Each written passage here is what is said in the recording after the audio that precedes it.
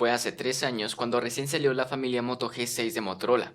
En ese momento, el Moto G6 Plus era uno de los mejores gama media que podías comprar por su pantalla y cámaras.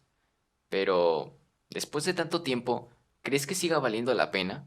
Soy Sergio de Tecnoideas y este es mi review del Moto G6 Plus en 2021.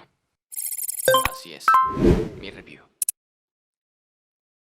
Pero antes que nada me gustaría hablar de la disponibilidad del dispositivo. Al ser un celular descontinuado, yo lo encontré en la marketplace de Facebook por 2.100 pesos mexicanos o unos $100 y en Mercado Libre por 4.500 pesos mexicanos o $225.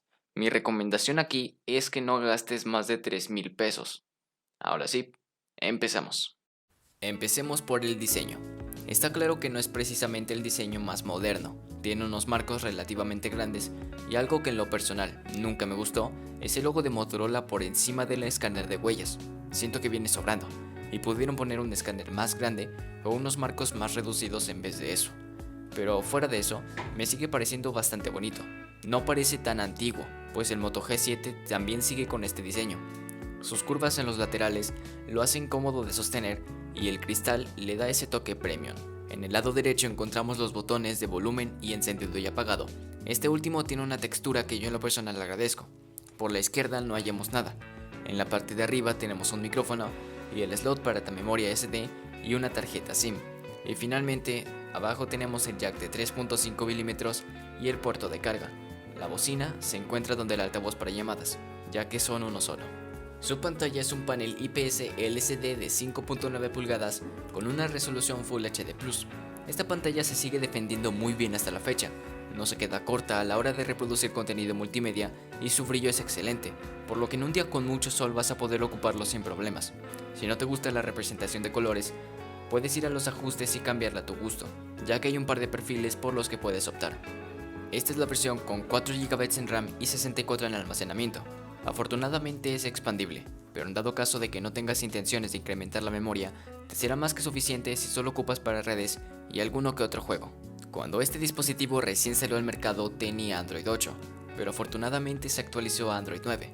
La capa de personalización es Android casi puro o de stock con alguna que otra función agregada de Motorola, ya que son clásicas de la marca, como la cámara instantánea o la navegación por gestos con el sensor de huellas, y al no tener demasiada carga, todo te va suficientemente fluido. El rendimiento es más que aceptable, tiene un Snapdragon 630 y como ya te había dicho 4 GB en RAM. Sí que hubo más de un momento en el que me llegó a dar tirones, pero nada tan drástico como para desesperarse.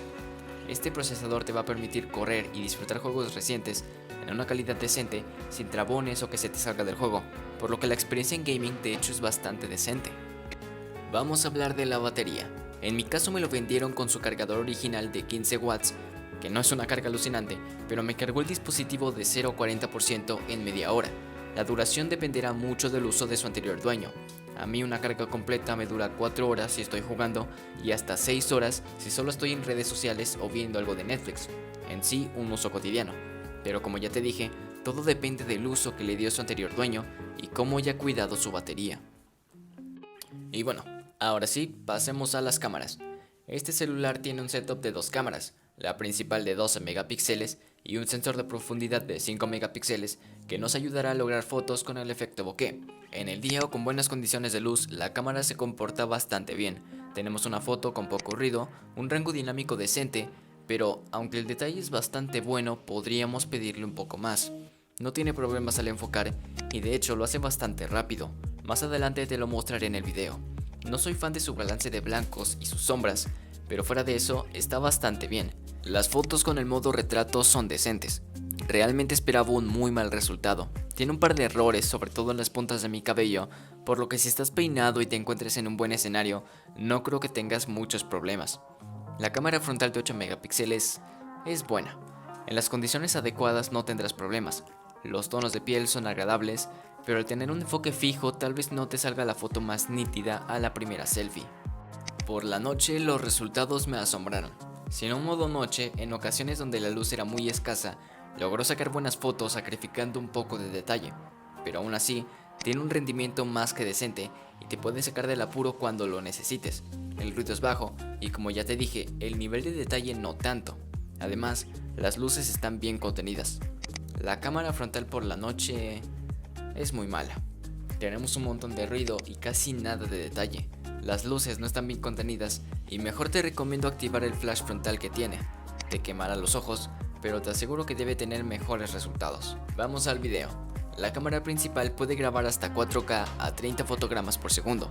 La calidad es bastante buena, es nítido, el rango dinámico se mantiene decente, tiene buenos colores, contraste y bajo ruido.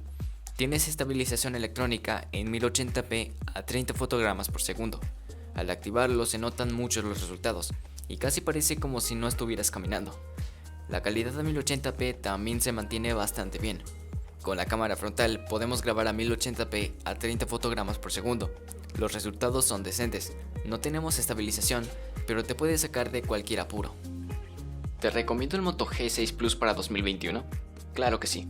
Es un celular que a pesar del tiempo sigue dando lucha y te ver bastante bien, sobre todo si lo ocupas para redes sociales, clases online y alguno que otro juego en calidad decente. Solo no gastes más de 3,000 pesos por él. Muchísimas gracias por ver, espero traer muchos más videos así. Adiós.